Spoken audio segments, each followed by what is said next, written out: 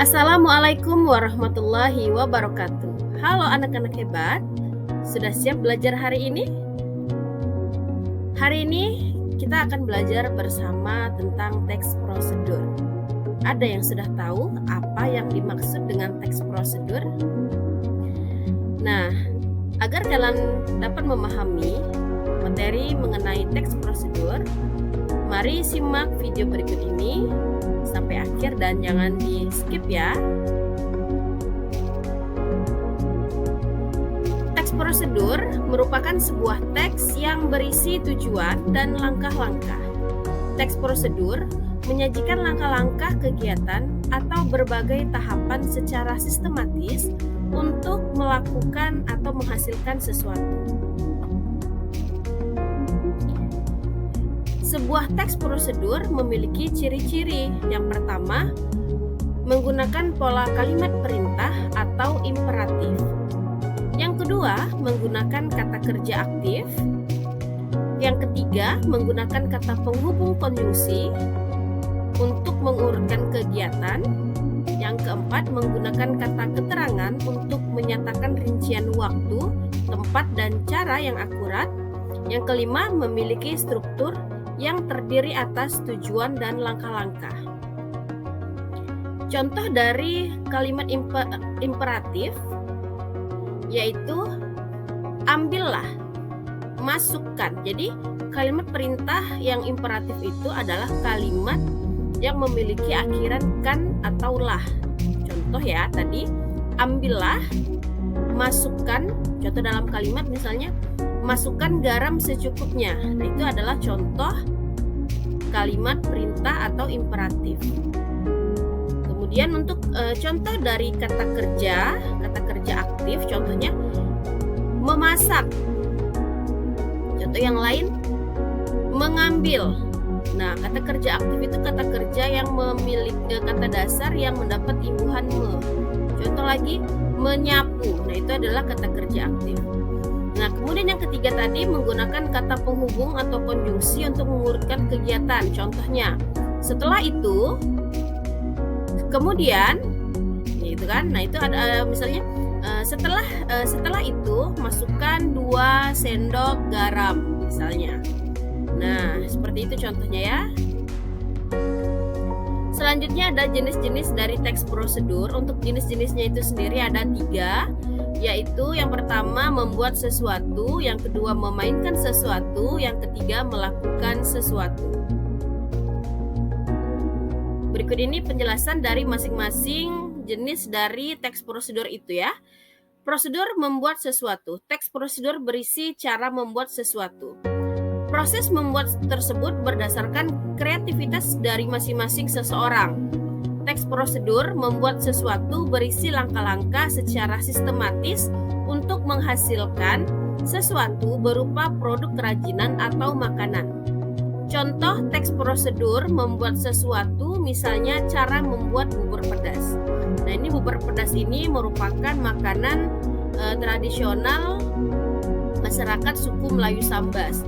Nah, pada mulanya ini ditemukan atau bukan ditemukan ya, maksudnya ini pertama kalinya ada di daerah Sambas, namun seiring berjalannya waktu, jadi bubur pedas ini mudah juga untuk kita dapatkan di kota Pontianak misalnya di Kalimantan Barat. Jenis yang kedua adalah prosedur memainkan sesuatu. Teks prosedur memainkan sesuatu bertujuan memandu seseorang untuk mampu memainkan sebuah alat secara tepat. Teks prosedur jenis ini berisi langkah-langkah urut dalam memainkan alat. Contoh dari teks prosedur memainkan sesuatu misalnya prosedur memainkan alat musik sape. Nah, siapa yang tahu alat musik sape ini berasal dari daerah mana? Ya, alat musik sape ini adalah alat musik tradisional masyarakat suku Dayak di Kalimantan, baik itu di Kalimantan Barat ataupun di Kalimantan Timur ya, yang ada suku Dayaknya. Nah, ini adalah alat musik tradisional mereka. Jenis yang ketiga adalah prosedur melakukan sesuatu. Teks prosedur melakukan sesuatu bertujuan memandu seseorang dalam melakukan suatu kegiatan. secara tepat dan urut. Nah, langkah yang urut akan menunjang tercapainya tujuan teks prosedur tersebut. Contoh dari teks prosedur melakukan sesuatu, misalnya cara menarikan tari jepit. Nah, ini sangat sering dilakukan oleh warga Kota Pontianak, khususnya saat hari ulang tahun Kota Pontianak. Biasanya diadakan pagelaran tari jepit massal yang dilaksanakan di depan kantor wali kota, tepatnya di depan alun-alun Kapuas di Kota Pontianak, Kalimantan Barat.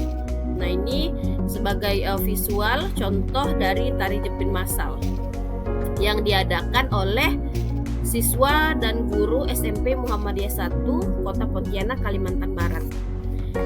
Nah, itu tadi jenis-jenis dari teks prosedur. Nah, sekarang kita beralih kepada struktur teks prosedur. Untuk teks prosedur terdiri atas 3 bagian, yaitu tujuan atau goal, bahan atau materials, dan langkah-langkah atau step. Bagian bahan atau materials bersifat pilihan atau opsional. Tidak semua teks prosedur memerlukan adanya struktur bagian bahan atau materials. Contohnya, pada teks prosedur memainkan sesuatu atau melakukan sesuatu. Struktur yang pertama adalah tujuan atau goal. Bagian ini berisi tujuan kegiatan. Tujuan teks prosedur akan menunjukkan kepada pembaca atau pendengar capaian yang akan dicapai setelah mengikuti alur informasi yang dikemas oleh sebuah teks prosedur. Bagian ini sering dikemas dalam bentuk kalimat pengantar yang ditempatkan pada bagian awal dari teks prosedur. Struktur yang kedua, bahan-bahan atau perlengkapan. Bagian ini berisi bahan-bahan atau perlengkapan untuk mencapai tujuan yang diinginkan, dan bagian ini bersifat opsional. Bahan dan alat harus diperinci sesuai dengan ukuran yang akurat. Struktur yang ketiga adalah langkah-langkah. Bagian ini berisi penjabaran langkah-langkah untuk mencapai tujuan kegiatan. Langkah-langkah harus dilakukan secara urut dan sistematis agar tujuan dapat tercapai. Bagian ini merupakan inti dari teks prosedur yang berisi tindakan untuk diikuti oleh pembaca atau pendengar dalam mencapai tujuan. Langkah-langkah yang diikuti harus sistematis atau berurutan. Jika tidak secara urut, maka tujuan teks prosedur tersebut tidak tercapai dengan baik. Struktur yang keempat adalah penutup. Penutup ini berisi kesimpulan, penekanan isi, atau ucapan selamat kepada pembaca atau pendengar. Penutup dalam teks prosedur bersifat opsional, artinya penutup dalam teks prosedur dapat ada ataupun tidak ada. Nah, itu tadi mengenai struktur teks prosedur. Yang terakhir, kita beralih kepada ciri kebahasaan teks prosedur. Ciri kebahasaan di dalam teks prosedur yang pertama menggunakan penomoran yang menunjukkan urutan atau tahapan. Contohnya pada bagian langkah-langkah, misal 1. Panaskan minyak di atas wajan. 2. Nah, contohnya seperti itu, penomoran 1, 2, 3 dan seterusnya. Kemudian yang kedua menggunakan kata yang menunjukkan perintah atau imperatif yang tadi sudah saya jelaskan. Kata-kata yang mendapatkan akhiran lah dan kan, ya. Contohnya ambillah, masukkan, tuangkan atau tuanglah, seperti itu. Yang ketiga menggunakan kata ganti orang kedua. Yang keempat menggunakan konjungsi yang menunjukkan urutan. Yang kelima menggunakan kata keterangan.